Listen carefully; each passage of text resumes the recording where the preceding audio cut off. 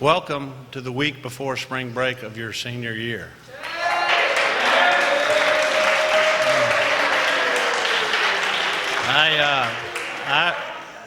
I remember the week before spring break my senior year, and we're not going to get into that today.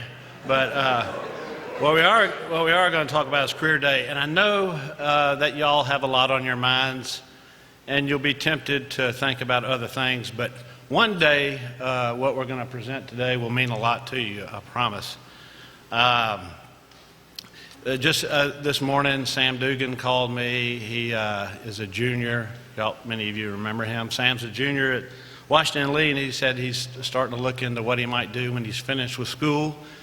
And he thinks he's interested in commercial real estate. He wants to know if I know any commercial real estate people. And as a matter of fact, we know tons of commercial real estate people. So one of these days, y'all will come back to my office and ask for help. So that in mind, I'm going to introduce everyone in my office. I think they're standing in the hall. Yeah. And Stephanie, you want to step in? Stephanie helps me with just about everything. Stephanie Braun. Fun fact about Stephanie, her sister is married to Elijah Reynolds. One of these days, we'll show you this graduation platform, this app for making connections with alumni. It's called Graduate, and Stephanie can help you get hooked up on that. Kristen Pate, raise your hand, Kristen. And she's, her husband's one of the speakers later on today. He graduated in 2005, is that right? Oh, missed that a little bit. But he's making money in the porta potty business. So if any of y'all are interested in porta potties, be sure and attend his afternoon session. She went to W&L. If any of y'all are interested in W&L, she could talk to you about that.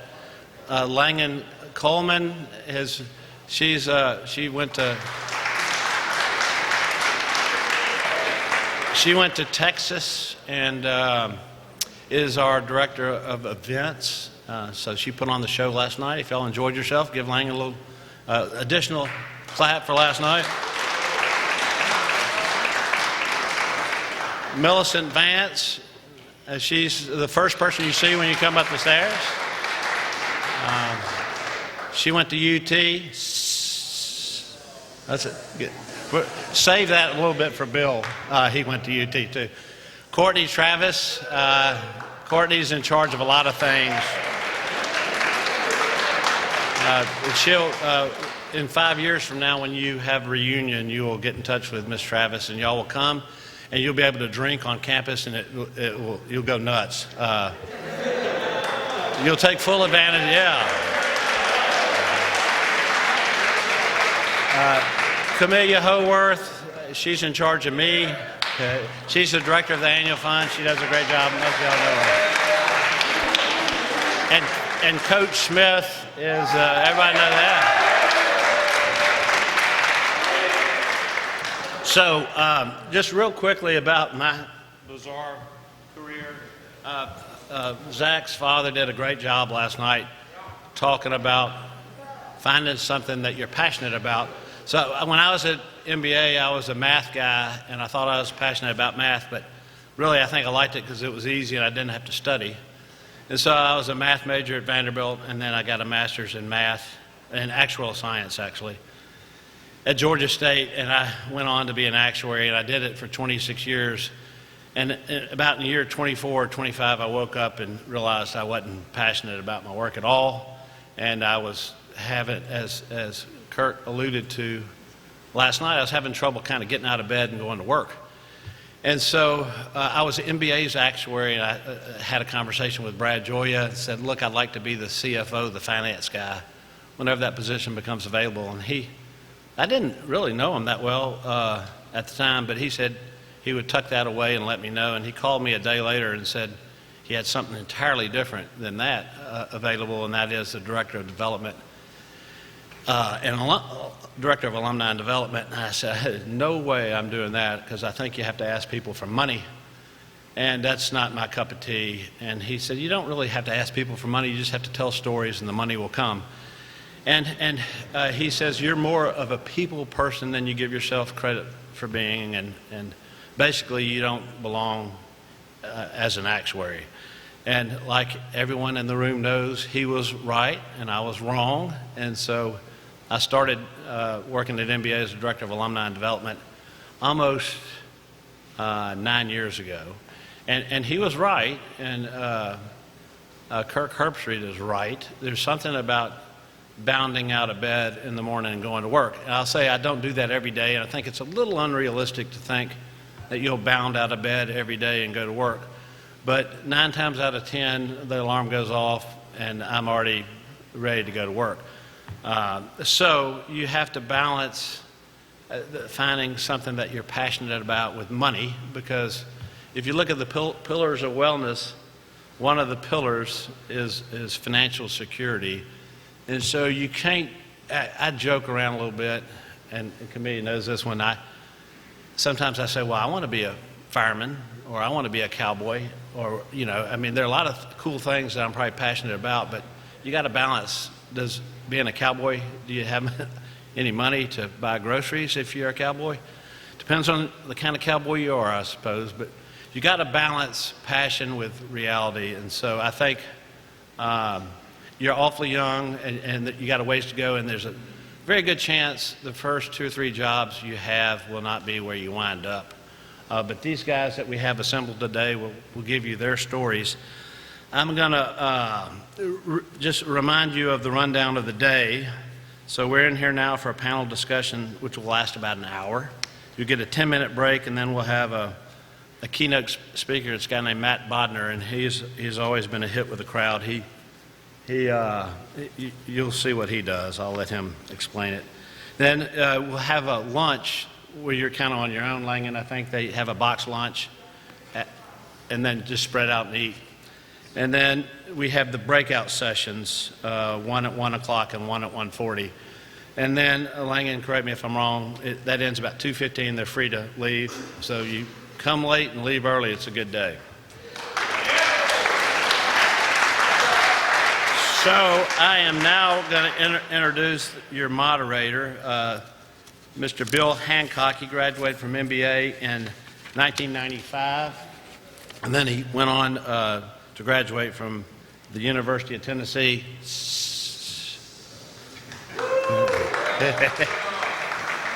In 1999 with a degree in finance. He began his healthcare career in 2000 as a direct sales representative to Dupuis, a Johnson company. The spelling of yeah. Is that where Billy Roth spent some time? In 2009, he moved to Birmingham as associate distributor for Medical Ventures. In 2012, he moved back to Nashville with the same company, Medical Ventures. In 2015, he branched off on his own and launched his own healthcare company, Bill Hancock and Associates. He's been featured in both the Nashville Business Journal and the Tennessean and speaks regularly on healthcare policy. Bill's remained closely associated with the school since he graduated. In fact, he's got a sophomore son, Frank. Henry Hancock was his declaration. Anyway, Frank is a sophomore, so he's a current father. Please join me in welcoming Mr. Hancock as your moderator. Thank you. Thank you, Jody Johnson. Gentlemen of the class of 2021, good morning. Good morning. Now hold on, am I at the Harpeth Hall Career Day or am I at the MBA Career Day? Gentlemen of the class of 2021, good morning. Good morning. There we go. This crowd, I hope, will be a little more lively than what we had last year. I was worried about last year that they wouldn't invite me back, but apparently no one else was available. So you're stuck with me again this year. It's my pleasure to be here today. Who enjoyed the father-son dinner last night? Yeah, okay, good. I will admit that I was occupied elsewhere. However, I want you guys to know something. I got multiple text messages from my peers, many of whom are parents of this school. Will the gentleman who gave talks last night raise their hands for me real quick?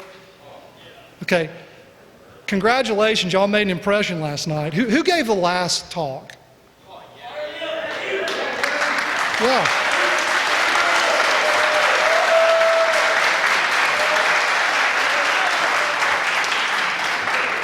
If you would be so kind to find me at the end, I didn't get to see it. I'd love for you to send me a copy of it. I'm looking forward to reading it. on my own time. Fantastic panel put together for you guys today. And thanks again to Jody and to everybody in the Alumni Development Office. These are, by the way, my favorite people at the school. I see my good friend Barry McAllister up in the corner back there. Hey, Barry, good to see you. Give Barry a hand, please. Okay.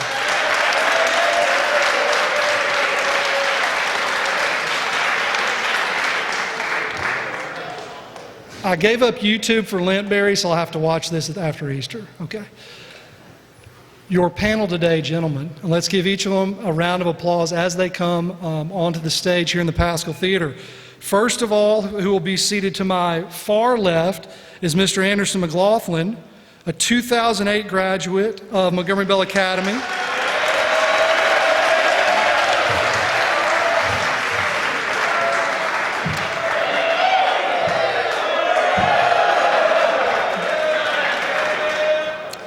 He attended the University of Georgia, where he received a bachelor's degree in business administration with emphasis in risk management and insurance.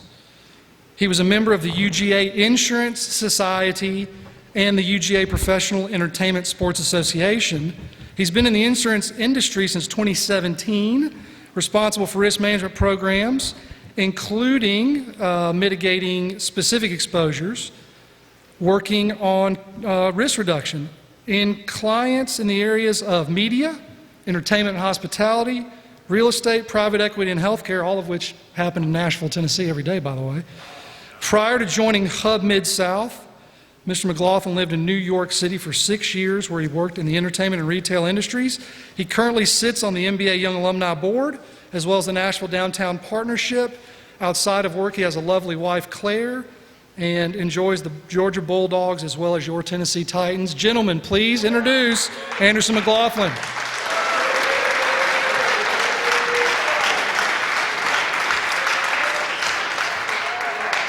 Mr. John Bearden.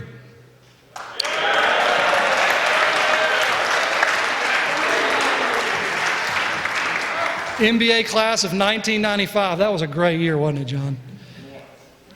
University of Georgia, majoring in finance. Mr. Bearden took over as president of Renaissance Bank from Middle Tennessee in 2018. Prior to his position at Renaissance, he was for a decade with Stern Agee and Leach and Stifel Financial. He led their financial institutions group at Stern Agee and the depository fixed income group, I think that means bonds, at Stifel from 2015 to 2018. John began his career in 2000 at SunTrust in Atlanta. Anybody know what SunTrust is called now? Truist. Who got that? There you go. Serving in various capacities. Gentlemen, one more time, Mr. John Bearden.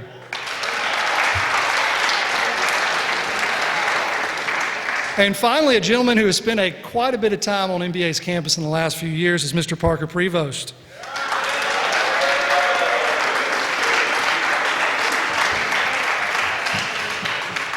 Parker's a 2006 graduate and studied building science at Auburn University.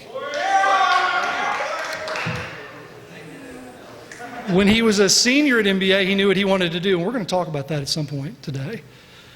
He moved back to Nashville in 2011 after Auburn, started at Brasfield and Gorey, spending the earlier part of his career in estimating before projects like UBS Financial and Bridgestone America. You did estimate work for the downtown project? Fantastic. Y'all know where that building is, right? Bridgestone of the Americas? Yeah. In 2008, he led the team to build the new stadium, Tommy Owens Stadium, and the Wellness Center, which we're calling the Burke, at MBA. He is passionate about the nonprofit community in Nashville, focusing on underserved youth and education, has been selected as Nashville Business Journal's 40 Under 40, and I did fact check that. He was.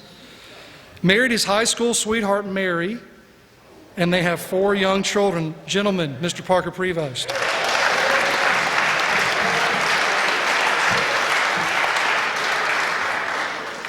Now, as Jody said, one of the things that gets people excited about their career and what they do, and when they find themselves doing that, they bound out of bed in the mornings. The 4 of us bound out of bed this morning. I can promise you, we're excited to be here.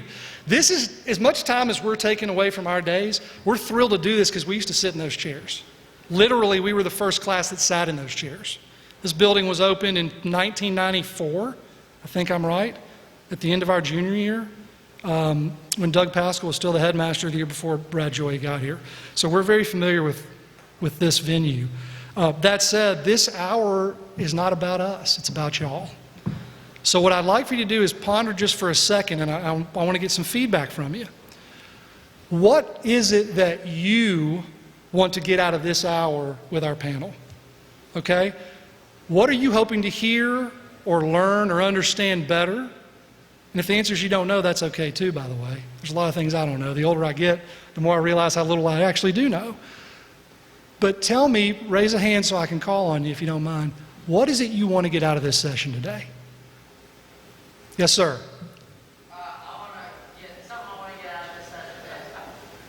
Learning about something that I didn't know about and having more interest. Learning about something, A, that you didn't know about, okay. Something you didn't know about, but you want to learn more about. Fair enough? Okay. Anyone else? Now, this crowd's a little more lively than last year. I'm expecting a little more out of you guys. Yes, sir. The different paths that each of y'all took to get to where y'all are. Pathways to the career, okay.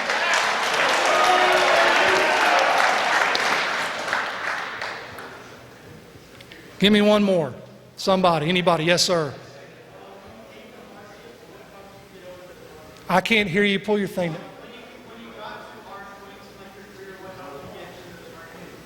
Okay, managing roadblocks. Managing roadblocks, okay.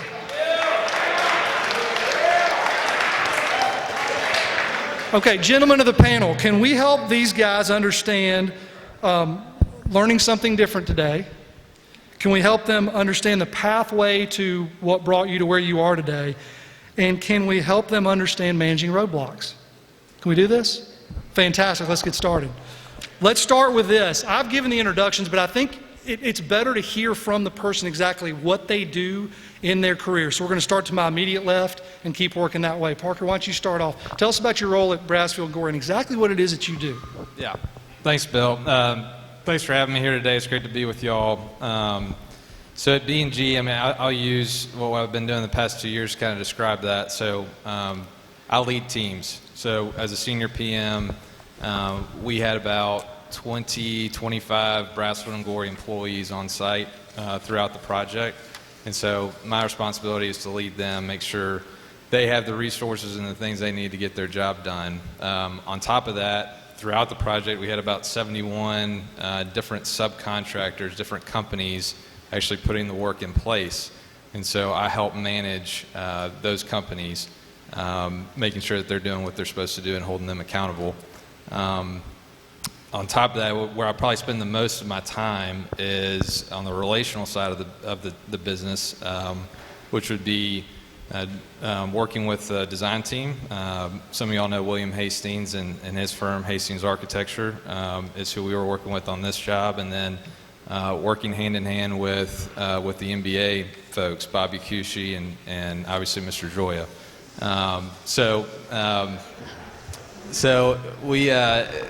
So that's been a great experience, and that's where I spend the most of my time. You know, post MBA, I'm spending more of my time trying to find more opportunities for our company to work in the academic and sports and entertainment space. So doing a little bit of business development, which is not exactly my day job, but kind of comes with the territory. Parker, thank you very much. John Bearden, walk us through exactly what it is you do with Renaissance. President of the bank sounds really big and really important. What does it mean? It's bigger than it sounds. Well, first of all, I want to say what we just heard was really impressive from an Auburn graduate. So, with two Georgia guys up here. Yeah. But clearly there's a little bit of an SEC flair. We left the Ivy League grads off the panel today, but we'll try to share what we can with you and impart some wisdom. But so I grew up in the banking industry at SunTrust in Atlanta. Ultimately, that led me to the capital markets world with Stifel Financial, as Bill said. And we did investment banking and fixed income. We traded bonds with banks, and I ended up advising banks all around the country and got to know the industry really well. And that led me to an opportunity with Renaissance, which is a $15 billion bank based in Mississippi. They came into Nashville in 2007 through an acquisition. And 12 years later, they were relatively small and insignificant in this market. They were roughly the same size they were when they acquired the company to get into Nashville. So they asked me, we had advised them on an M&A transaction and acquisition in Atlanta, and they asked me if I had any interest in moving back to Nashville and spearheading their effort here and help them build out a presence in Nashville. So it's banking is a long-standing industry. It's been around for centuries, and there's a lot to it when you kind of peel back the layers. And what I saw as an opportunity in a growing city to take a company that had a top 20 market share and do some things differently than the way they had been doing them in the past, to add some different lines of business and do things in a way that could make us more competitive in this local market. And so I'd seen best practices all around the country working with banks that had very different business models, and we'll get into that a little bit later. But it really presented me with an opportunity to come back home. I wanted to get back to Nashville, have all my family here and friends here, and saw an opportunity with the platform to do some pretty neat things. And I've been here 2 years, been back in Nashville for 2 years, after being in Atlanta for 15 years and Birmingham, Alabama for 8 years. So it's great to be home. We're doing a lot of neat things. You'll probably, hopefully, see more of us going forward. One of the things we did is sponsored the soccer team, the jersey. So we're excited about the opportunity that. And I'm not even a soccer guy. I played football here and never actually. You played football? I did. I blocked for you, if I'm not mistaken. That's why he doesn't have any legs anymore. So, so we partnered with the soccer club, and that was actually through an NBA relationship. Will Alexander, who's on the board as well, Will and I struck up a conversation when they had landed the soccer team here, and that led to our sponsorship and our ability to work with the team and with Ingram Industries, which is one of the premier companies in Nashville. So there's a lot of neat things you can do in a bank, and again, we'll explore that a little bit further. But that's. I manage a team of about 100 people here locally.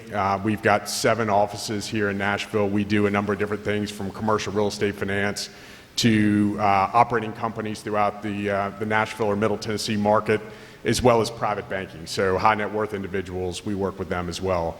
And then we've got some ancillary businesses that we'll touch on as well. So Anderson, I'll turn to you. Appreciate it, John. Thanks again, Bill. Fellas, it was funny. There was clearly just an outpouring of interest in the insurance industry based on the responses you gave. So I'll try to change that. But no, in all seriousness, good to be back here. And kind of like you guys, after I graduated from Georgia with my degree in insurance, it was like the last thing I wanted to do. It was, really weird classes, and you didn't really understand, what these products and services did. But now, fast forward into what I do now, it's really more of a consulting and recruitment type of role. My day-to-day is managing the existing clients I have across various industries, because like it or not, risk is everywhere and impacts every business, school, nonprofit, you name it. Everyone needs insurance. So I have a variety of different disciplines and businesses that I work with and help them manage a variety of issues, insurance or not, policies, procedures, employment handbooks, contracts with a variety of vendors, and make sure that everything is buttoned up. So it's kind of retention and making sure that the clients that we do service are happy, they're getting the resources that they need. As you can imagine, the last 18 or so months have been really tough on a lot of different businesses. So to be that, guiding voice and seat at the table, helping them navigate these crises that they're facing. It shows you how important what we do really is. But then the fun part of my job is more of the recruitment and sales aspect, which coming out of school, I thought I was going to be Jerry Maguire. I don't know if y'all seen that movie, but I wanted to negotiate deals for guys like Patrick Mahomes and Dak Prescott, and I thought that was it's why I went to New York. It's what I was going to do. But coming back to Nashville, having been home almost 4 years now, sales and identifying other businesses that might be a good fit for the consultative services that we provide has been a blast. So, I prospect and try to find opportunities that we can bring into the Hub International kind of family and brands, and those disciplines kind of to go full circle: hospitality, entertainment, private equity, construction, real estate. You look at everything that's going on in Nashville, and it's just been a really hot market, and we've had a lot of fun telling our story, to these new businesses and folks that are coming to town. So that's a little bit of my day-to-day, but no day's the same, which is a lot of fun. And again, the irony is not lost on me that the insurance guy has a broken ankle and wheeled in here on a scooter. So again, happy to answer any questions and excited again to be here. So thanks, Bill. Gentlemen, thank you all very much. There are a couple things that stand out to me after the intros and hearing from you exactly what it is you do. The first of which is, some of you may be sitting there thinking, well, construction, banking, insurance. I'm going to be a doctor. Why do I care? You think doctors buy houses? Yes. You think doctors need bankers? Yes. You think doctors need insurance? Yes. So consider this through the lens of learning something new today, okay? Because you may not be thinking you're headed toward a financial services type opportunity, but whatever you're going to be doing, you're going to be interfacing with people that do the types of things that these gentlemen do. That's number one. The second thing that stood out to me is this: everybody has a little bit of a different path here, and when we think about careers, some people like to substitute the word vocation. And of the panelists, I noticed Parker in particular knew what he wanted to do when he was at MBA. That's pretty rare, to be honest with you. I mean, if you do have parents, for example, that are doctors, a lot of doctors know early that that's their vocation, that that's what they want to do. Parker, from a building and construction standpoint, was there an aha moment or an epiphany you had at a younger age, or is it something you always were inclined to do? Talk a little bit about how you knew early on what it is you wanted to do. Yeah. So when I was 15, I started working on a masonry crew in the summertime with a company called McIntosh Murphy, MBA family, and we had a family connection to them. And so I was a mortar boy. So I was up on the scaffold mixing mortar for the actual mason who's laying the brick. And I knew I didn't want to do that permanently, but it did teach me that I love being part of the building process. I may not want to use my hands and my back in the process, and so how could I find a way where I could use my soft skills and my talent to be part of that. Additionally, in high school, every spring break we'd go on a mission trip with First Pres. I'm sure some of y'all are members at First Pres, and we go down to Tijuana, Mexico. We built a house over spring break.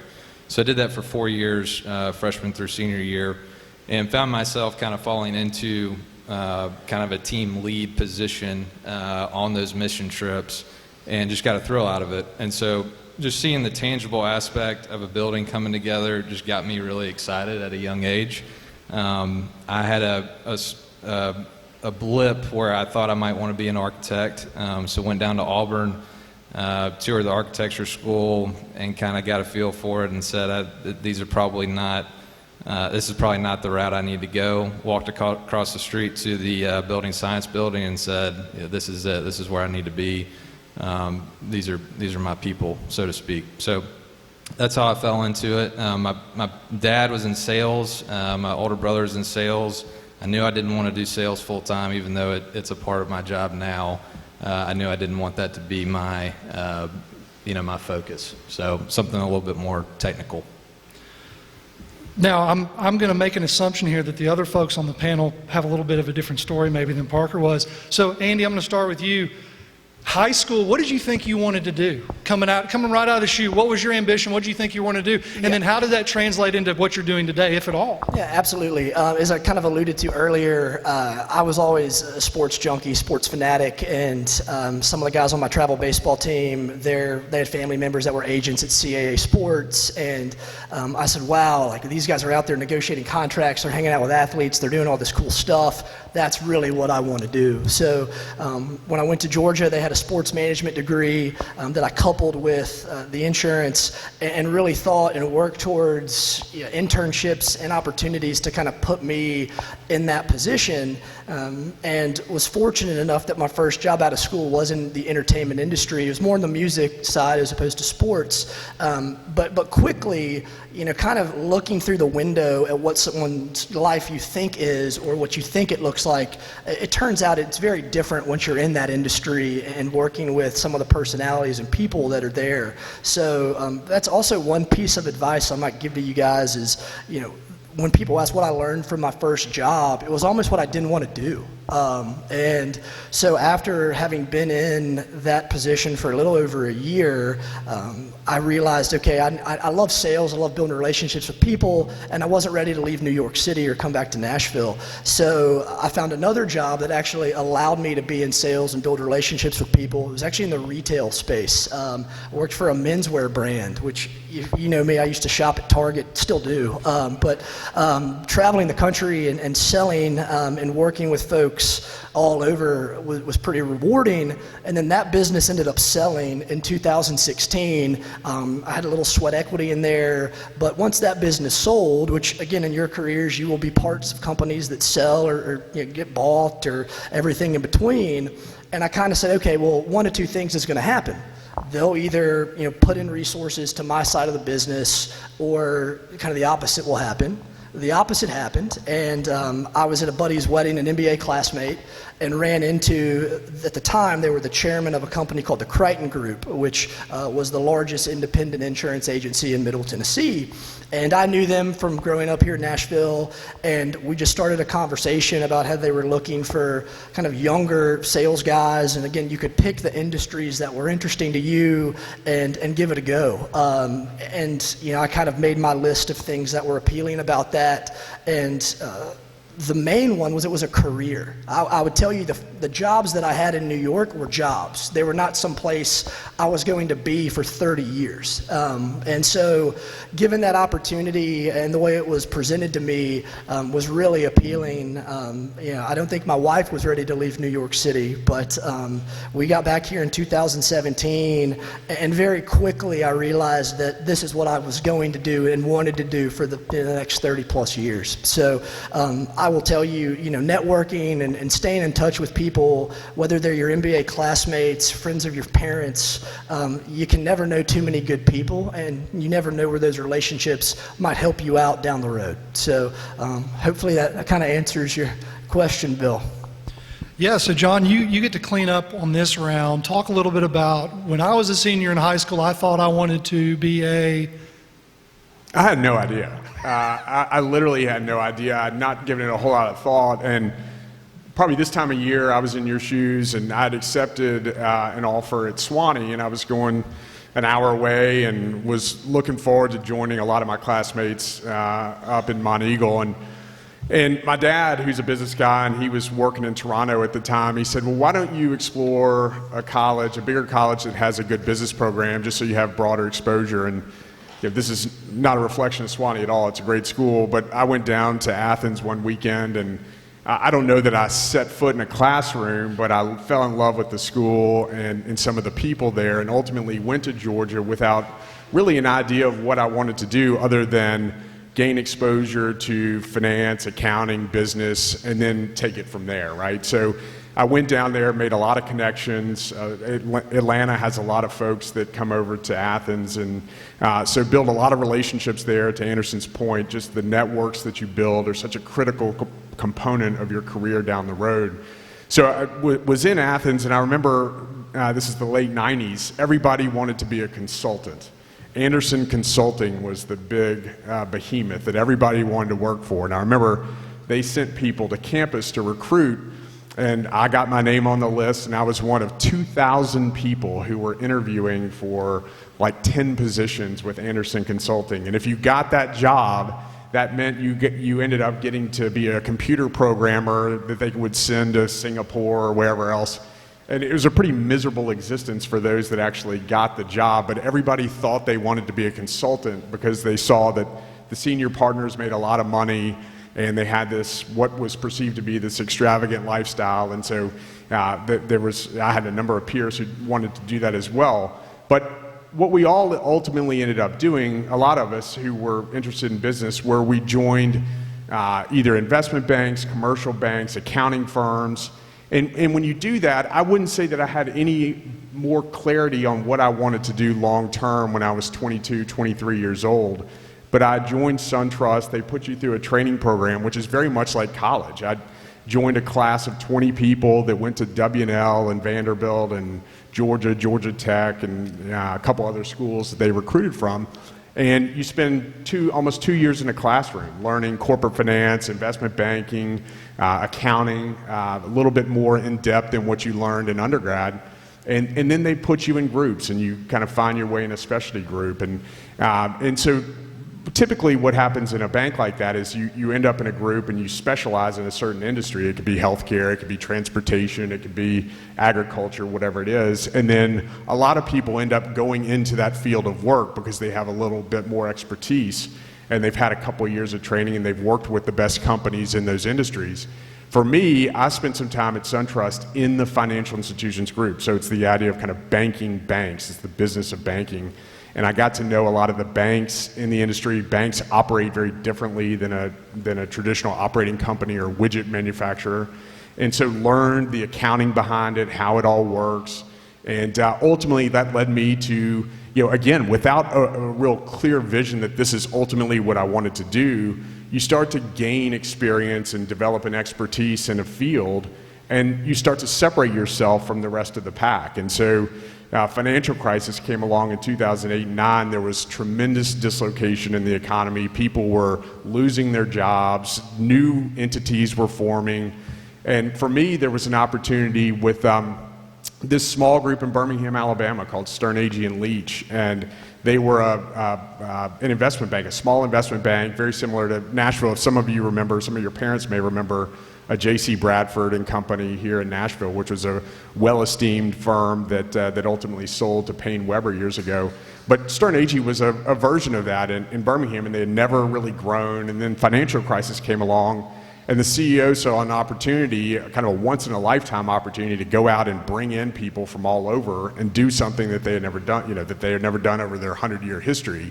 And that was to go compete against Goldman Sachs and JP Morgan and Bear Stearns. And so they started to hire people from Lehman Brothers and Goldman and Merrill and all these places that were experiencing some distress. And we built this. I joined in 2009, and took me in a totally different direction. So I left commercial banking and got into the capital markets world, which is a different kind of sleeve of finance. And it was a great opportunity for me. Got to travel all over the country.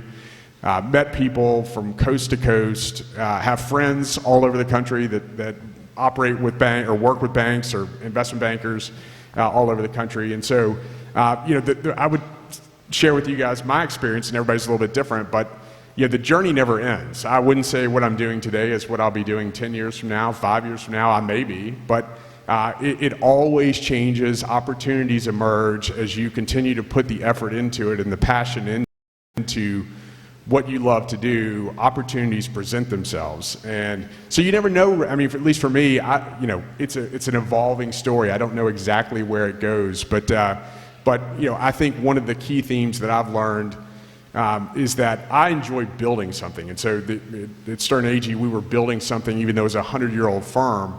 It was very small, and they added all these people. We had the autonomy to build our own business, essentially, in a well-established firm.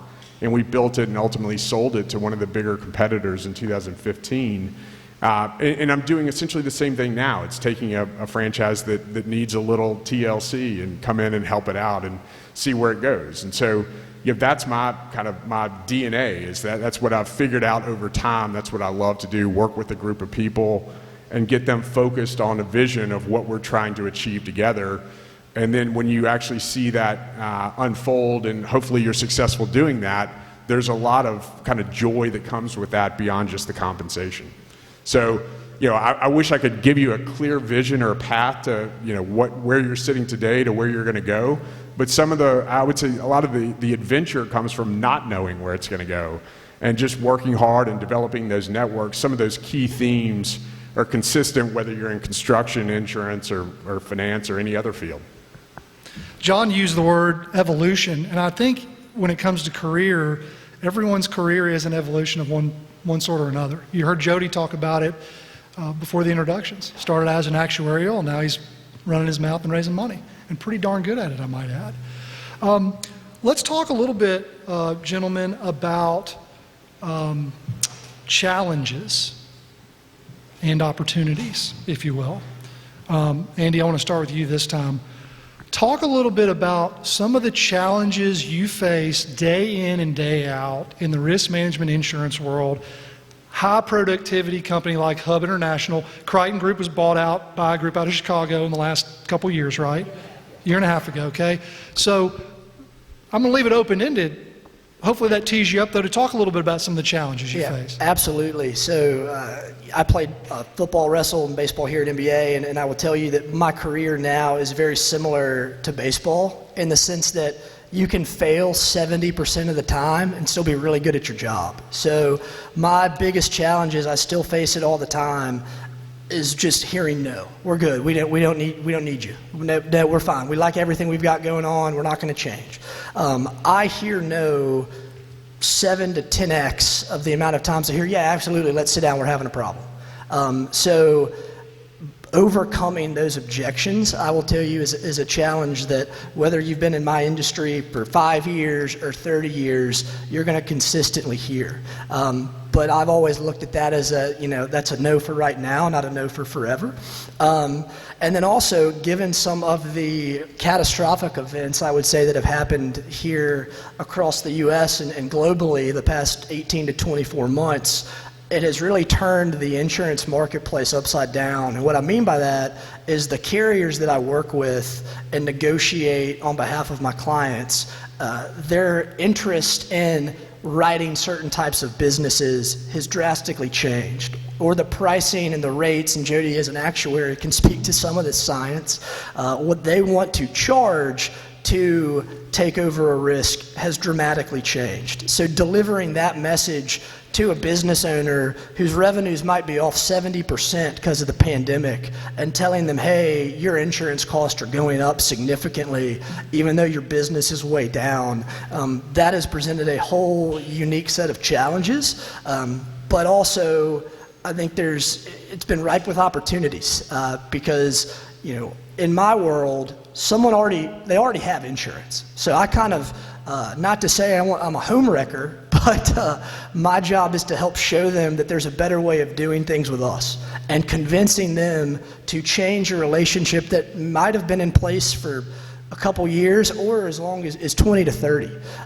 So there are a lot of challenges, but I love that challenge every day. It kind of excites me. You can call it politicking, call it gamesmanship, call it recruiting, whatever you want. But overcoming those obstacles with business owners and really talking to them about their business in a way that makes them understand, hey, this guy gets it. We should be working with him and his team. But yeah, those are objections. If you don't like to hear the word no, or you're an introvert, then sales might not be where you want to start your career.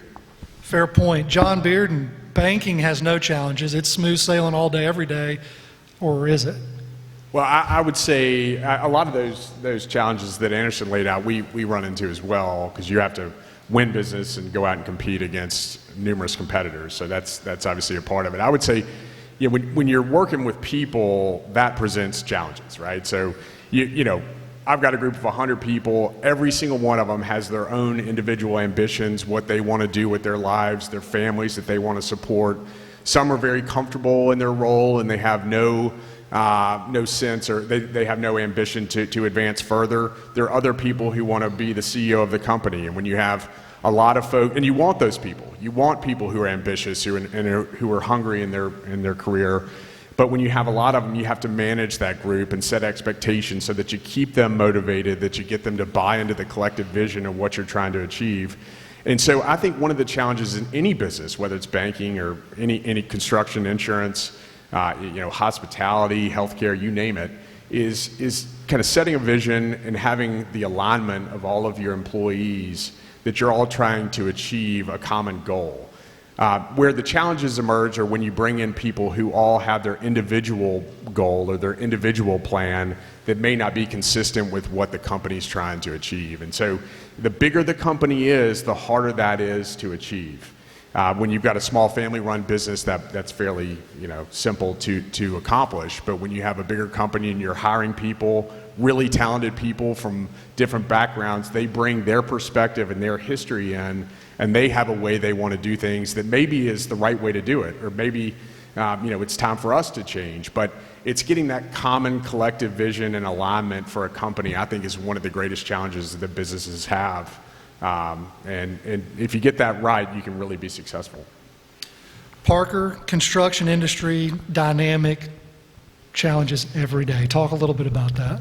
Yeah, so I mean, not dissimilar from what Andy did. I mean, we're in the business of risk management, right? I talked about on this project there were 70 plus subcontractors. If there was no risk involved and those people putting the work in, there would be no need for us. MBA would just hire those companies direct, say go build it, right? So we are the managing entity that is coordinating all of that work, and so the biggest challenge for us is making sure that the companies we're working with and their goals are aligned with ours, and we are completely dependent on their performance. So we got to make sure that A, that they're able to perform, and B, that they're going to step up to the plate when we give them the opportunity. And that doesn't always work out, especially when you have that many subcontractors. I mean, and I can tell you on that project we had several struggles with a handful of different subs that we had to pull along. We had a superintendent that says some people are like shoelaces, right? You can't push them through the hole. You got to pull them along, and that's the case for some of the companies that we end up working with. We're fortunate enough that we have a lot of checks and balances as a company that we're pretty selective about the folks that we work with. But that's the biggest challenge. Is just coordinating all those different entities, and if one fails, one falls on their face, it has a domino effect down the line, whether they're not ordering their material on time or they're not staying on schedule out in the field. And then there's the unknowns, right? We have a lot of variables in what we do with weather. COVID certainly, we didn't have the luxury of saying, we were deemed an essential business. We didn't have a reason to stop working from a legal standpoint. We didn't want to stop working. We wanted to stay on schedule. But we fought through the pandemic just like everybody else did. In fact, it's public knowledge. When we had a 75-person outbreak on our project site, we had to shut the job down. We went and got all 330 workers tested. That was an immense challenge. And we found a way to get everybody back to work safely, to keep working to deliver the project on time. One of the challenges is the moderators to make sure everybody's paying attention. So I know there's 120 of y'all and it was a late night last night. Everybody stand up. Let's take a quick stretch. All right. I know you need it, right? You're going to thank me in a second.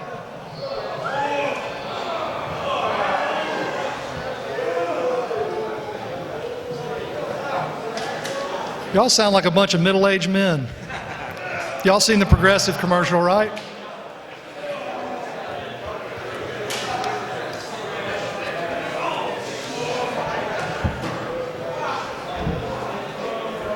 All right, everybody good? All right.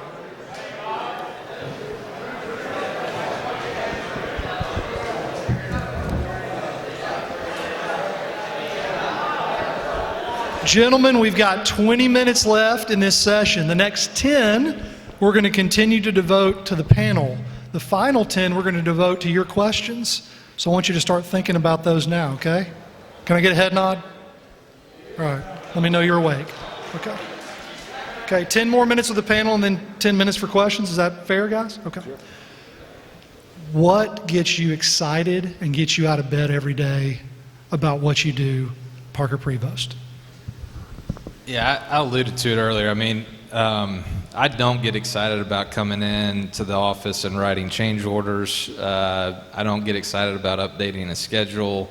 A lot of the kind of left brain things that I have to do don't get me excited. But, getting to see an end user occupy a building, I mean, I'll tell you, when we saw kids in sports camps on January 2nd or whatever that was, And that's what makes it all. That's why I get out of bed in the morning. And I talked about, just the tangible aspect of what we do. There's not a whole lot of industries out there where what I'm doing every day has a immediate tangible product that I can see coming out of the ground right outside my office. And so there's not a lot of industries that you can get that kind of immediate feedback, and I'm wired to want to see that in my work life, and so that's what gets me excited.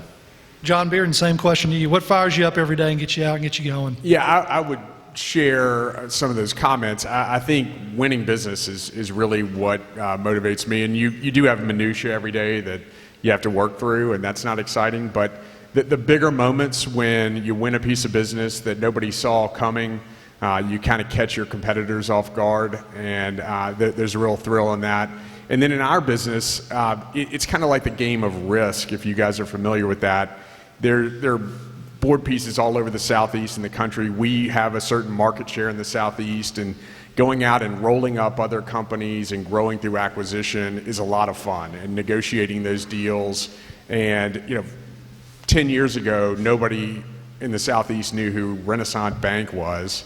And then through a series of probably 8 to 10 acquisitions, we're in top 10 market share in Atlanta. We're getting there in Nashville. We're in Memphis and Birmingham and other places. And so taking something from scratch that nobody knows anything about and turning it into something is something that I get a lot of pleasure out of and really enjoy.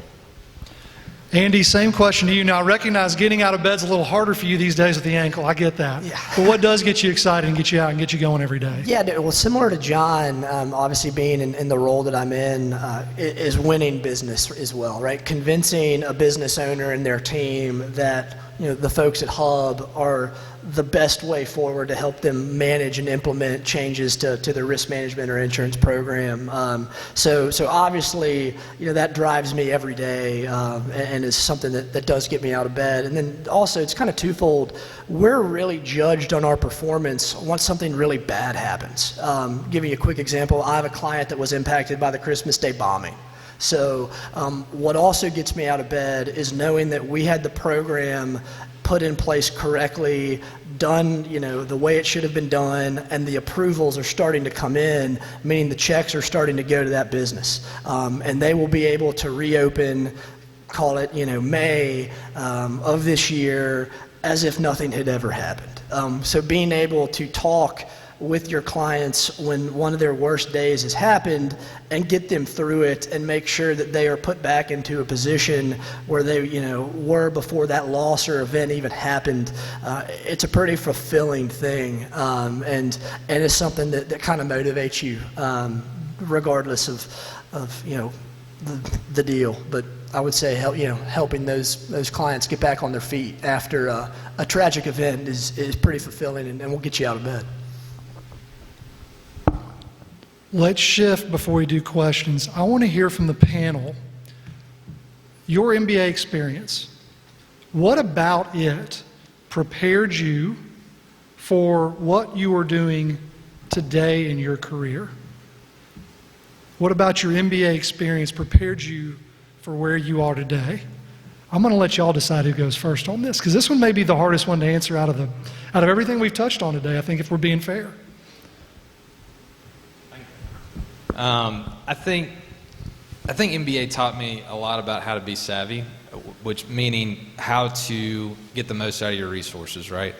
I think that the kind of the rigor that you're put through going through this school and the amount of things that you've got to juggle at one time, will help you in your career with how to manage all the responsibilities that are going to be thrown at you. So I think that's one thing. I think having integrity, having discernment about what's right and wrong, how to go about things the right way, is definitely something that I learned here as well. That helps me, gives me some backbone when tough decisions have got to be made over the course of a project. Yeah, I would say, over the short run, for your next 4 years, MBA provides a huge foundation, or a very solid foundation, to get through college. I mean, for me, Georgia was, when I went there, and I can't speak for Anderson, but a lot older, unfortunately. But when I was there, it was very unstructured. So you show up on campus, you didn't have to live in the dorm at the time. It was just you show up for class if you want. And coming from MBA, I knew I had to go to class, and I had the discipline to do the work and put in the time and effort to be able to be successful, where there were a number of my classmates and fraternity brothers, et cetera, who probably struggled with that lack of structure. So I think it will really help you get through your college years wherever you go, just the discipline that MBA instills. And then longer term, I would say, a lot of the character pieces that you learn here are so important in the business world, just interacting with people, whatever you end up doing. And the network you develop here is just so important. And I've tried to stay close to my MBA community, my class, and then folks that I was in school with, and then the broader MBA community. Even when I was in Atlanta, when I was in Birmingham, we would regularly have gatherings, and it's just such a strong, powerful network in so many cities that are involved in so many industries, and that will benefit you staying involved with such a great group. So there's just so many strong points of being part of MBA. Yeah, piggybacking off that, when I look at whether it was football, wrestling, baseball, the academics, student government, stuff that I was involved in when I was here, the process around all of those things and the routine that you get into. I used to joke with my college buddies that in high school I was probably the easiest person to assassinate, because you knew exactly where I was going to be at 7:30, Monday through Friday, where I was going to be after, and your life is pretty regimented. And to John's point, when you get to college, or for us it was Georgia, Parker was Auburn, no one's telling you what to do or how to do things. So to be able to revert back and create that process and that routine will set you up for success, not just at college, but when you get into your career and when things are a bit more demanding. I think MBA also helped me become coachable. And in your careers, you're going to need mentors and folks that are willing to help coach you and make you get better at whatever discipline you go into, whether that's finance, medicine, law, accounting, construction, real estate. Having those mentors, which we were fortunate enough to have at MBA, but then also building those relationships too that John mentioned. I'm still very close with the majority of my classmates, even guys in Parker's class, and fostering those relationships and not being afraid to ask for help. When I moved back to Nashville to try to bootstrap my career off the ground, I actually met with Brad and Jody and said, hey, I'm back in Nashville, here's what I'm doing. So don't ever lose sight of the value of the MBA network, and that will treat you and serve you well in your career. But then also, I guess, my first sales job was selling spaghetti supper tickets in the 7th grade. So, that also helped, helped me along the way in learning how to, get my sister's Harpeth Hall directory and just start calling parents and asking them if they wanted to buy spaghetti supper tickets. So, no, I think, MBA does such a great job of preparing you and getting you to, the next stage where you guys are going to be in just a few months. And just don't lose sight of that or forget that, because if you do, your careers and life after college will be much more difficult. To put a bow on that, I think my 3 takeaways from what I just heard, tell me if y'all feel differently: integrity, structure, relationships. Yes or yes? Let's get into questions, gentlemen. Fire them at them. Let's go. Hands up. Who's got a question for the panel? Or your panel director. I'm happy to take one too. Yeah. People always say life after MBA gives you a bunch of different connections because they stay in a whole throughout wherever anyone goes. Is that true? The question was, I think I heard this correctly, the gentleman has heard that life after MBA can be very different depending on the direction one goes. Anybody want to? I can jump in. Yes, especially since I left Nashville and Tennessee, went to Georgia, and then went to New York City for 6 years. No one really knew about MBA, cared about MBA, or recognized kind of what we have here. So, don't forget that other people have different experiences and expect different things. But again, you can use everything you learned here as a bridge into a whole lot. But yes, everything is very different once you get into the real world. The expectations, the things that are asked of you, required of you, it's not in a nice little box like sometimes it can feel, currently where you're sitting right now. Next question. I know y'all have them. Yes, sir, right here in the middle. If your current career pathway didn't work out, what would you be doing now? If your current career path didn't work out, John Bearden, what in the world would you go do? I don't know that I'd jump into anything immediately, but I would say, maybe a piece of advice if you don't have an idea of what you want to do, a field like accounting, finance, some of these kind of base professions that teach you just the fundamentals of running a business are very instrumental to help you be able to translate what you're doing into another career. So, if this didn't work out for me, there are other opportunities based on the number of businesses I interact with on a day-to-day basis. This week alone, we've had 4 or 5 companies come through, and they all do something different. There's a really compelling healthcare story we saw yesterday. As I mentioned, we're dealing with one of the bigger companies in Nashville. We're looking at a deal with them. We're actually working on an opportunity with your keynote speaker, Matt Bodnar, right now. So you have exposure to a lot of different industries and a lot of different businesses, and I think the answer to your question is I don't know exactly what that would be, but that's why the network is so important. So if you do have a situation, let's say somebody buys out your company and they let everybody go and totally out of your control, which happens, it's so important to have that network in place and that people know what you can bring to the table, the value that you can add, and that will present you a lot of opportunities down the road. Other questions? Yes, sir, back row up at the top.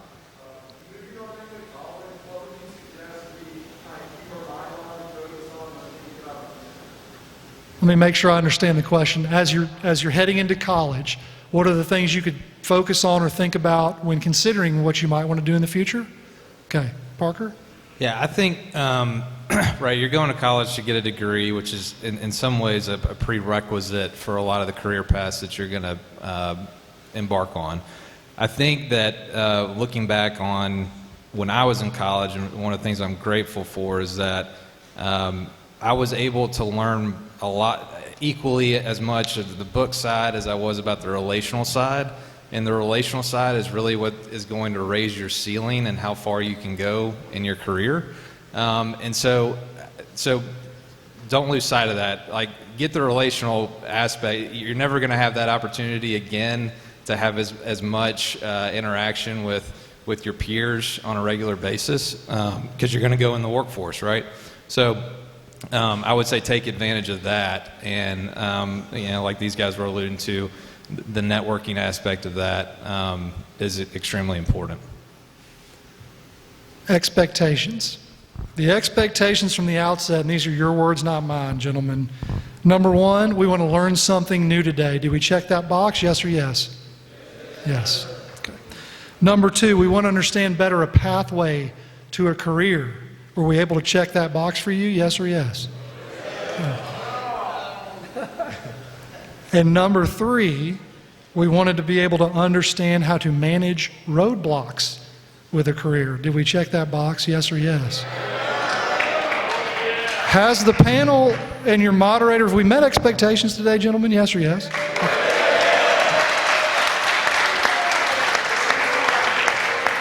Well, again, on behalf of Mr. McLaughlin, Mr. Bearden, Mr. Prevost, it's been my great pleasure to moderate today. Thank you for your attention. Thank you for your thoughtful questions. And I'm confident, exceedingly confident, I know there's a break coming up, that if anyone would like to single out anybody on the stage one-on-one afterwards, I'm sure they'll make themselves available. That said, this session is finished, and let's offer a round of applause to our panelists.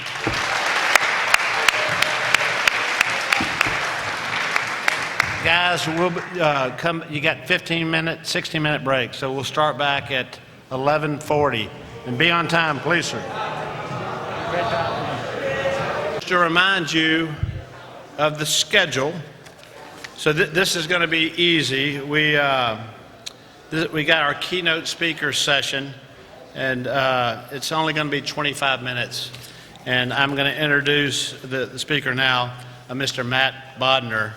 Let's see, Matt has helped us with Career Day in the past, and he has proven to be wildly popular with the group. People tend to flock to him afterwards with questions, and he will avail himself after this session as well. So Matt's a 2005 graduate of MBA. He completed his undergraduate work at the University of Richmond. Do we have any spiders in the room? Any Richmond? All right.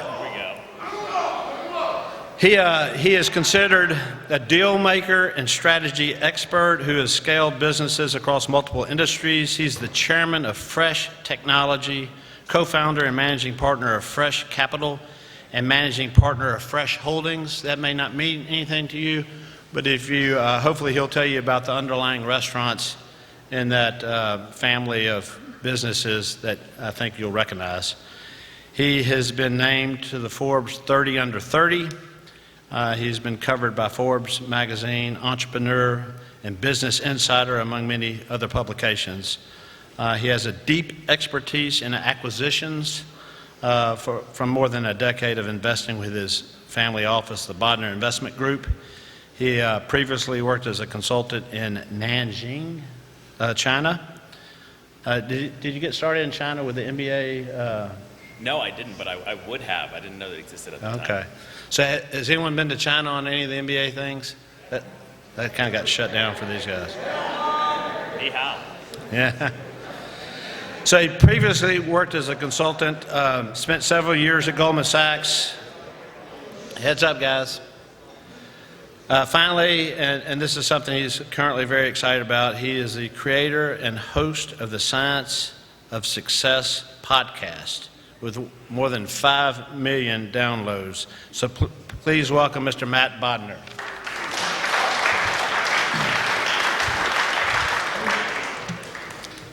Well, Jody, thank you for that wonderful welcome, and thanks to the whole MBA family and Brad and everyone for having me here. As Jody said, I've spoken at Career Day a number of times, and hopefully I can shed some insights or add some value that will be helpful as you kind of navigate this part of your career and this part of your journey. And one of the things that Jody touched on that I think will be relevant for you guys and hopefully helpful at the beginning, I'll kind of focus most of this talk at the beginning of my career, and then things that I think will be really actionable that you can put into place pretty much immediately or like this summer at the latest that can really help you start to snowball the path that your life is going to take in a positive way. And if you think about what makes people successful, there's not, and I've, as Jody said, I have a podcast. I've interviewed over 300 of the world's top, experts, astronauts, scientists, professional poker players, all kinds of crazy people. And through that, I've uncovered that one of the questions I ask people a lot is, was there a moment, was there an inflection point in your life where things changed? Right? Was there this lucky break or whatever? And sometimes there are things like that. But what I've uncovered more and more as I have these conversations is that there's not one big thing. It's an accumulation of small little tweaks that over time, through things like the power of compounding, lead to massive differences in outcome. And so I'll tell you about some of the small tweaks I made early in my career that I think maybe set me on a trajectory that helped me achieve some of that stuff. But I'll also tell you how you can implement some of the exact same tweaks in your life. So to start out, I would say one thing that's extremely helpful and useful for you to know that I would, when I was in your seat and even most of the way through college, I had no idea what I wanted to do with my life. And I would say, and I would guess probably that most of you don't really have a good sense of what you want to do. You may have some vague, hey, I want to be an engineer, or hey, I want to go into business, or I want to be a lawyer, or whatever. But the reality is it's totally okay and normal and I would say healthy to not have an idea or not have a concrete definition of exactly what you want to do. Now, some of you may be set on that trajectory, but through the intervening years of college and everything else, there's a pretty high probability that that trajectory probably will even change beyond what it is today. One of the things that Jody touched on that I think will be relevant for you guys, zooming back to the early days of my career when I was a college student, even when I was at MBA. The first job I had out of college was, when I was in college still, I had an internship at Goldman Sachs. And after that, I was hired at Goldman Sachs and worked there for a number of years up in New York. And the climate I got hired in, my internship was the summer of 2008, and I was hired in the summer of 2009. You guys are probably a little young to remember it, but '08 was the worst financial crisis that we've seen in the last, 50 years plus, probably longer than that. And it was a terrible hiring environment. In fact, I interned at Goldman, and the summer of '08, the fall of '08 was really when the big financial crisis hit. And they actually gave me a job offer and then rescinded my job offer. And so I went through my whole senior year of college without a job. And fortunately, the markets came back enough that they called me about a month after I graduated and said, hey, we don't have anybody in our training class. Can you come up to New York? I was fortunate, able to actually do that. But when I was hired at Goldman, I was the only person in my high school class that was hired at Goldman. I was the only person in about a 5-year span of my graduating class of college that was hired at Goldman. I did not have a degree in finance, and I had virtually no support network at Goldman, right? So if you go to Goldman, you're from Harvard, you're from Duke, you're from whatever, there's tons of alumni. They help you, they introduce you to people, they connect you with people, they support you through both the interview process and everything else. When you go to University of Richmond, no offense to the dude who's going to U of R and go Spiders, that support network doesn't really exist, right? So I had to figure out a way to basically thread the needle and get there without the experience, without the reputation, without the network and all of that stuff. So how did I do it, right? That's what I want to tell you about today is not just how I did that, but really the 2 or 3 strategies that I think you can apply to your lives, figuring out what you want your career to be, that were really impactful and really helpful. So the 3 big things that I think have been tremendously valuable for me, one is leveraging the power of hidden relationships. Tremendously impactful, and we'll talk at length about that. The second is experimenting and taking action and really just putting yourself out there. And the third is being a person who is willing to actually implement, do things, execute, and take action, as opposed to just thinking or saying, hey, that'd be a cool idea, or maybe I should really do that, but then never actually picking up the phone, never actually doing it, never actually implementing it. So those are the 3 big themes that I learned really accidentally and wish I'd known when I was younger that I think you can apply that will be super helpful to you in your journey. So the first thing I would say is pretty much regardless of what you want to do, the power of the MBA network generally, you hear about it, people talk about it. When I was your age, I didn't really anticipate or understand the actual value that would come out of it. And even to this day, I think I still haven't fully realized it, but it's an incredibly valuable asset to have gone to MBA. And when you're 10, 20 years out in your career, you'll meet somebody who went to MBA, and they could have gone to MBA 20 years before you or 20 years after you, and you still have this bond and this connection that almost forges an instantaneous relationship because of the shared experience of going to MBA. And so don't discount that, and I would say leverage that as much as possible to find the career path that you want and to succeed and to move forward in your career. And so I would say that starts with asking yourself the question today, what do you want to do? Or what are you interested in, right? If you have no idea what you want to do, are there 3 to 5 things that you're leaning towards, right? Maybe it's being a doctor, maybe it's being an engineer, maybe it's being in construction, maybe it's being a banker, maybe it's being a consultant.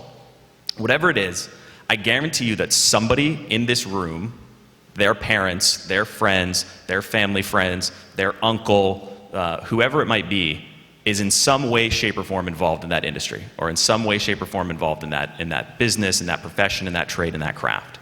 And so I would highly encourage you to take the time and energy to tap the network that you have, and don't be afraid to unlock those hidden relationships and say, hey, isn't your dad a lawyer? Could I just grab coffee with him and talk to him for an hour about what's it like? What kind of law does he practice? What are the pros? What are the cons? What should I think about studying when I'm in college or learning about if I want to go down that career path?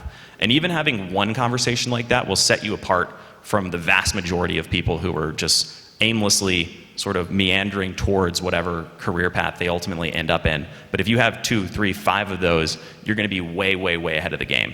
And when I one of the cornerstones that I used to get my internship at Goldman is that my sister, years before, had worked at JP Morgan, and I leveraged, I had a conversation with her. I said, hey, didn't you do this whole Wall Street thing? Tell me about it. So she said, yeah, blah, blah, blah, gave me some feedback and some guidance. And she said, you should talk to more people who've worked there. And she goes, oh, I can introduce you to one of my friends that I worked with. So I have coffee with her friend who also worked with her at JP Morgan.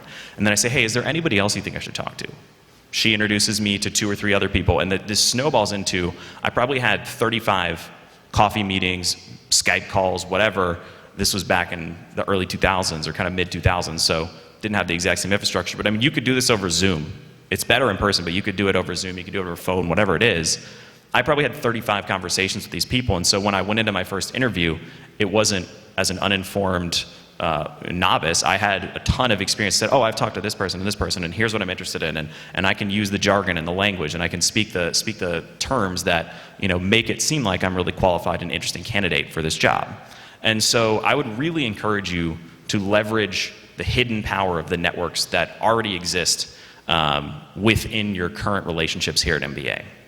Think about, first you have to know at least vaguely, what are you interested in, right? You don't have to have the answers, and I would say curiosity is an incredible guiding principle to think about how you want to focus your time and attention, right? What are you curious about? What do you want to dig into more? Because you might have a coffee meeting on something that you've said is the absolute direction you want to take your life and your career, only to uncover that that actually sounds terrible. You have no desire to do that, no interest in pursuing that road. And so, to me, taking that time to connect with people, talk to people, and leverage your friends, parents, or whoever it might be is really valuable. And I would even take it another layer out. And one of the things that I've uncovered through a lot of the interviews I've done on the Science of Success podcast is there's an incredible amount of scientific research around network theory and the power of networks. And you guys have probably maybe even encountered the term the strength of weak ties. It's a term they use in the network science.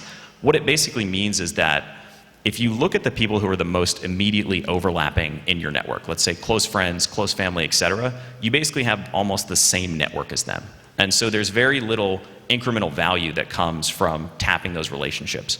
But if you look at somebody who's on the periphery of your network, right, that person who you're kind of an acquaintance with, who's in your chemistry class or whatever it is, if you look at those people, their network is maybe only 10%, 20% overlapping with yours, right? And so you basically double, triple, quadruple the amount of possible connections you could make by reaching out to someone who's a little bit further out on the relationship curve from just your immediate friends and family. And you could even take it another layer, which is it's pretty easy to figure out who MBA alums are, right? I'm an MBA alum. Everybody who spoke at the panel before, MBA alums. There's yearbooks, there's all kinds of stuff. You could probably even ask your teachers at the administration or whatever, hey, I'm really interested in biotech. Are there any MBA grads that are in the biotech space? Right? I will tell you personally, if you reached out to me and I'd never heard of you, no idea who you were, and you said, hey, I'm an MBA kid, I'm interested in what you're doing, can we grab coffee? I would 100% take the time and energy to do that. And I think most people would. So there's a tremendously untapped potential within that MBA network that you could leverage to find out more about the industries you're interested in, the career paths you might want to take, and to build relationships with those people that could be really valuable. So the next piece of this that I think is really important is figuring out how to construct a resume that's useful and valuable and getting, let's say, a really competitive internship or something like that, or getting the job you really want out of college. I would say for a very marginal amount of work, you can start to build a resume that's extremely compelling through very intentionally focusing on how you want to spend that time and energy. And as I said, I was totally unqualified to get an internship at Goldman, but I was able to because I had created, through essentially total will, proactivity, whatever, without any additional kind of help or input, a resume that made me seem like an interesting and attractive candidate. The first thing that I did was, as I just told you guys, I leveraged one of my friend's dads, who was an attorney, and I was vaguely interested in law at the time, and I said, hey, can I just spend a couple hours working for you over the summer? I literally spent 3 hours a week, maybe. I mean, it was de minimis. It was an afternoon, once a week. and did all this legal research for him, and that turned into one of the early job experiences on my resume, right? I was a debater in high school. Shout out to all my debaters there we go. Hey, what's up? Anyway, I was a debater, and in college, I asked my debate coach basically, hey, you're doing this summer camp for debaters. Can I be one of the research assistants? You don't even need to pay me a couple $100, whatever it is, but I want to do some research and I have some extra time. So that turned into another item on my resume, right? The third one, which was hugely impactful, when I studied abroad in China, I completely proactively, it wasn't part of the study abroad program in any way. I was the only person in my whole program who did anything like this. I found a company that placed American students into internships while they were there, and ended up working for a Chinese import-export consulting company when I was in Nanjing, which sounds like super cool, but really what I was doing is spell checking their websites that were English-facing websites to see if there were any errors, right? So I was literally just like browsing the internet and doing some basic spell checking, and turned that into this cool, awesome resume experience that sounds really exciting when you're competing for these very competitive investment banking gigs. The lesson that comes out of that is there's some really impactful ways that you can, for maximum maybe 5 hours a week over this upcoming summer, or even starting right now, add experience to your resume in the fields or the areas that you're interested in. Another element of that I think could be really valuable or really helpful is to take the time and energy to start some kind of side project, side hustle, something that you can add that's proactively created by yourself that can add a lot of value to your resume, right? So that could be start a blog, start a YouTube channel, start a computer programming project. It could be, there's infinite variations of things that you can do, but in today's world, it's so interconnected. There's so much opportunity that it takes almost no effort to start to add these things to your resume. And as I said, your resume snowballs. So I took the time to spend 5 hours a week doing legal research for my friend's dad, who was an MBA guy, obviously, and that turned into getting getting the debate research job. That turned into getting the internship in Nanjing. That resume turned into an investment banking job. That turned into all of the opportunities that have snowballed out from there. If I hadn't taken a couple hours a week to do the first job, people would have said, well, you don't really have any experience. Maybe if you have some other job experience, we can get you for the next one, right? And the longer you wait to get that snowball rolling, the longer it's going to take, and the further you're going to be on that kind of compounded curve of where you could be versus where you are. So I'd really encourage you, find some ways to experiment. I mean, you have a tremendous opportunity coming up with your summer after you graduate. Spend a couple hours a week. I'm not really talking about a major time commitment here.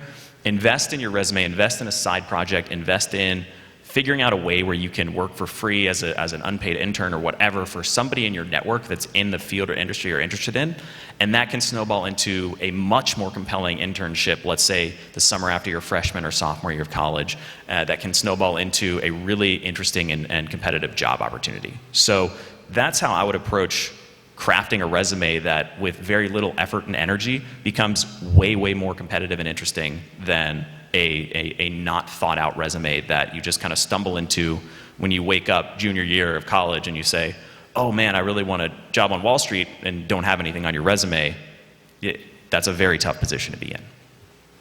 The last kind of piece of insight that I would share with you guys is to be somebody who is proactive, who takes action, who really implements this stuff, right? It's easy to hear good ideas and to, hear all this stuff about, oh yeah, no, that sounds like, oh, I should totally do that, and I'll put that on my to-do list, or you guys may not even have to-do list. I don't think I had one when I was 18, so no problem there. But, think about ways that you can take action on this stuff and put it on your calendar, find a way to actually execute on it. Because if you do, you'll start to see that this stuff snowballs, that opportunities start to present themselves, that you start to become somebody who's on a totally different trajectory than somebody who just sort of thinks and doesn't actually implement or make it into a reality.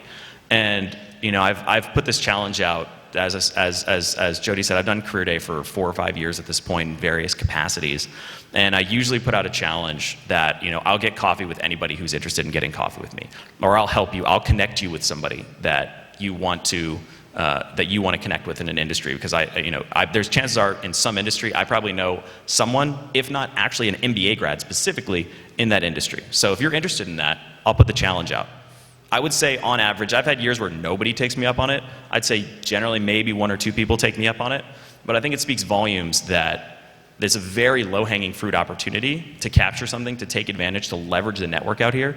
And if you don't do it, you're only shooting yourself in the foot and denying yourself an opportunity to really open up the tremendous amount of doors, the tremendous amount of potential, the tremendous amount of opportunity that's untapped within just being a part of MBA. And that's not even getting into your family relationships, your friends, your parents, all kinds of other networks that you could tap that'd be tremendously valuable as you search for the career of your future and the opportunity that you want to find and that you want to discover. And one of my favorite quotes is from actually a guy who was on my podcast at one point, is a guy named Gary John Bishop. And he says, life only ever changes in the paradigm of action. So I'd really encourage you to think about how you can shift into taking action in some form or fashion on the career that you're interested in or curious about.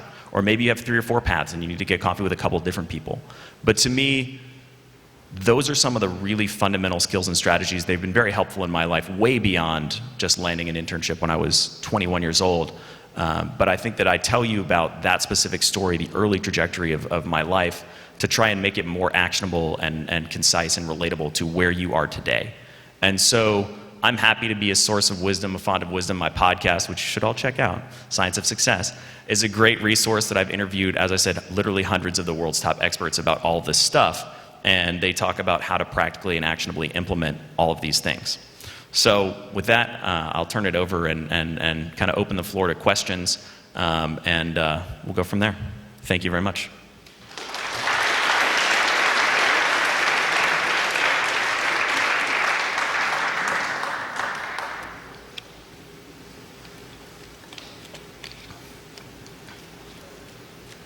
What's up?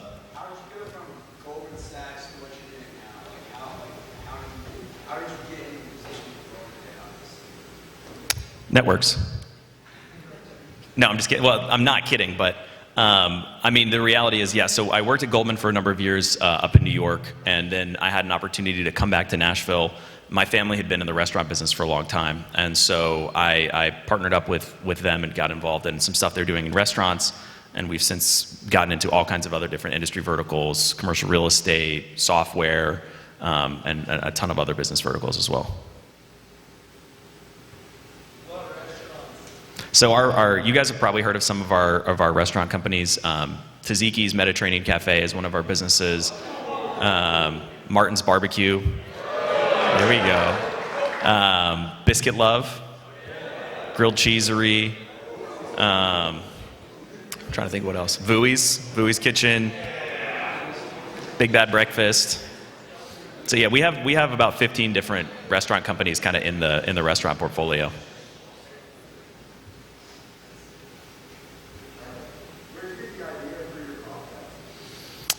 Came from a friend of mine. I was having coffee with him, and he said, hey, all this stuff you're talking about sounds really interesting.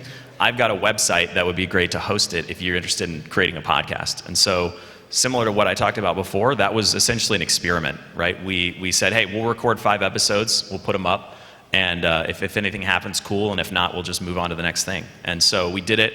The show ended up getting a bunch of traction. This was back in 2016. We hit #1 new and noteworthy. And really kind of snowballed and got much more traction than we thought we would get. So I've floated a lot of prior trial balloons that have been epic failures, and that one just happened to do well. And so that's really why it's so important to experiment and put yourself out there, try a lot of different things, because the reality is you never know what's going to be the thing that gets traction. And another thing that I didn't really touch on but is extremely important, that I don't think MBA really prepares you for, and it's not a negative against MBA at all, but it's that failure is a tremendously important and frequent occurrence in the real world.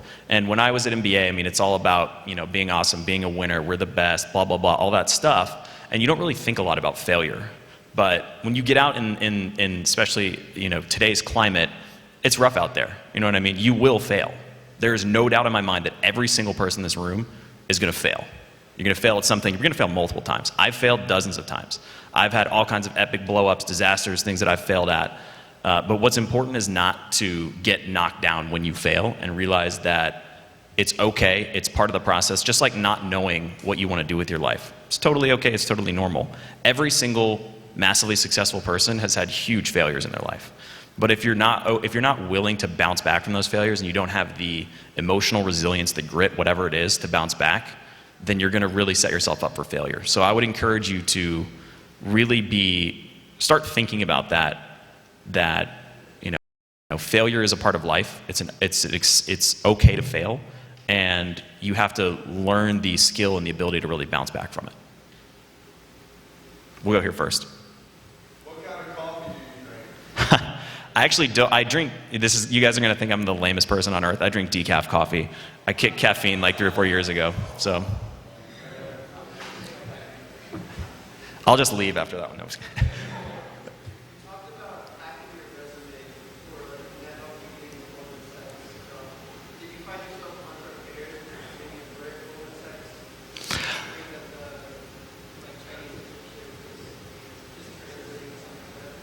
I would say, that's a great question, by the way. I would say there's probably never been a point in my life where I felt like more of an imposter than when I started the internship at Goldman Sachs.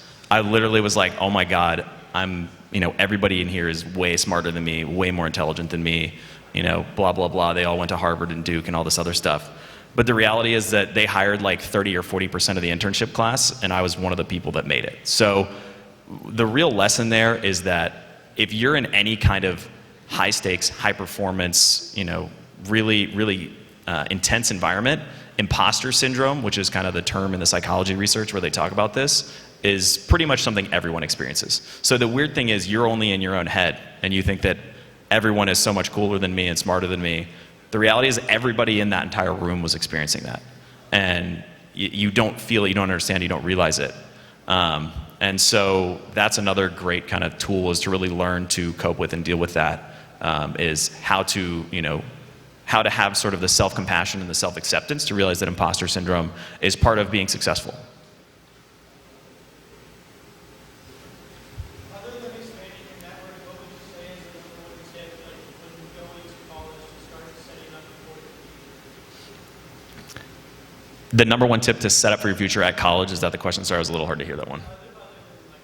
Other than networking? I mean, I would say, to me, it doesn't have to be like a huge amount of stuff, but start to do things that can add value to your resume. You know what I mean? I mean, look, I enjoyed college. I partied in college. Like you guys, I'm not saying like you should be slaving away and never enjoying yourself.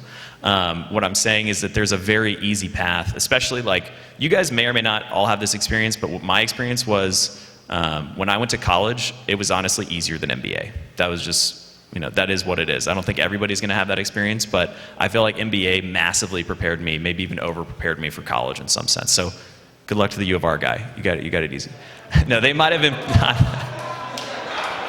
I'm half joking, but seriously, I really think that the academics here are incredible. So you're going to be well prepared, and for a little bit of extra energy, effort, really just a little bit of forethought, I think you can meaningfully craft some experiences on your resume that will be tremendously value added.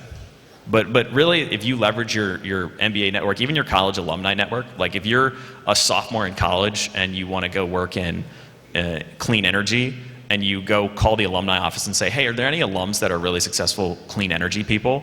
They probably give you a list of like 5 people. Those guys, or gals, if they get a call from somebody that's like, hey, I'm a student at Richmond, and I know you're a U of R alum, and I'm really interested in learning about clean energy, most people will take that call or take the time to mentor you, help you, whatever. It really just, because the reality is nobody does it. And if you do it, you'll be setting yourself massively apart from everyone else.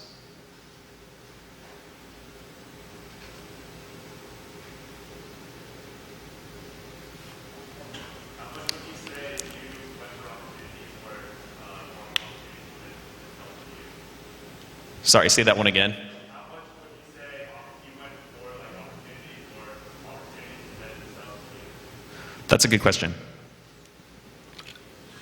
So the question was, if y'all couldn't hear it, how much opportunity is opportunity that I sought out versus opportunity that came to me? I would say most meaningful opportunities are probably ones that I've sought out. And I'll tell you guys a funny story. I mean, or just sort of an anecdote about this. A mentor of mine used this analogy about the power of your network, and he told me he plays this game called Money Phone, where he just pulls out his phone and scrolls through and randomly finds somebody he hasn't talked to in like 5 years and gives them a call and finds all kinds of crazy opportunities from doing that, right? And in the last 2 weeks alone, a big opportunity that I've been thinking about pursuing, I've reconnected with somebody that I've known for over a decade that I just hadn't even thought about, that was just laying dormant in my network, that was a tremendous asset towards pursuing that opportunity. And another person that's been kind of in the periphery of my network that I would just never had thought of, that is going to be tremendously value added in pursuing it. So there's all kinds of dormant potential in your network, but I would say most of it has been kind of proactively seeking things out and pursuing them, as opposed to just fat pitches that get tossed my way. I'd like more of those, if you got any. You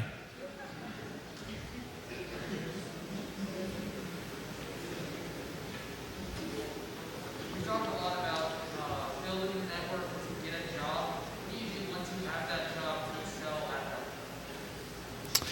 Yeah, I mean, obviously, I think it's table stakes to do a good job. You know what I mean? To execute on your work.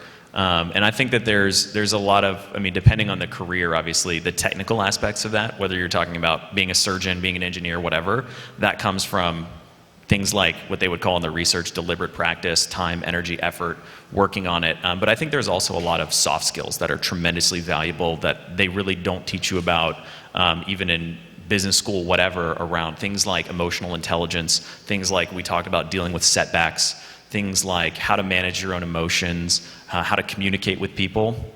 Those kinds of soft skills, there's some really interesting research actually around, they broadly group those into, EQ. You guys may or may not have heard that term, but EQ, emotional intelligence, whatever, as opposed to IQ, right? Brains.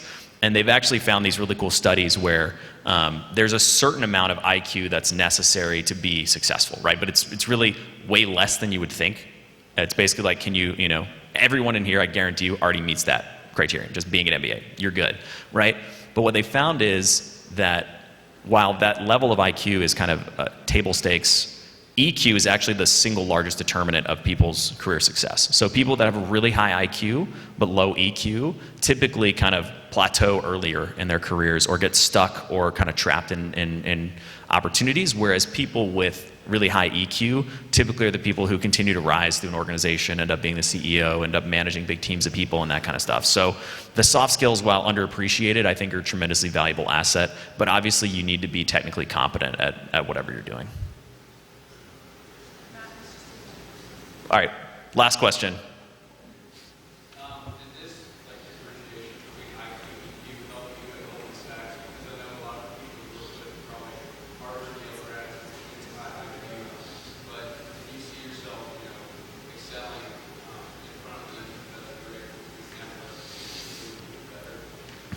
I would say when I was that young, I probably didn't have the toolkit of understanding either my own emotions or the emotions of others, and I really didn't have good communication skills. I mean, I learned a lot of stuff on the job at Goldman, but no, I would say I wasn't particularly successful at Goldman. I wasn't unsuccessful, but I was very run-of-the-mill.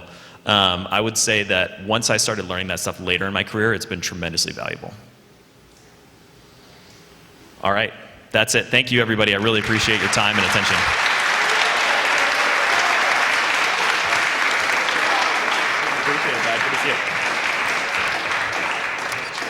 So he mentioned some of the restaurants they own. It might have registered with a few of you that a number of years ago his dad came to see me about helping out with the father-son banquet, and they first sponsored Jim and Nick's, and then they bought into Martin's, and that's why we've had Martin's. And the last thing I wanted to mention, besides the fact that I thought you did a really great job, Matt, he's, as you can tell, incredibly articulate, no notes. He has a partnership with a classmate of his, and it's been really rewarding for me. He graduated the same year as my son did at MBA, But to see him and that classmate work so closely together and see how that relationship has grown has also been really rewarding. Ms. Coleman has one announcement, and we'll be finished. All right, thank you guys for your time and attention this morning. We really appreciate it. And thanks again to the panelists and especially to Mr. Bodnar. You guys all did a really great job, and we appreciate it. Lunch for the seniors is ready out in this hallway. Miss Susan said to let her know if you all have any dietary needs. And just a reminder that the first breakout session starts promptly at 1. Your locations are located at the bottom of your name tags, and just come see anybody from our office if you have any questions. Thank you.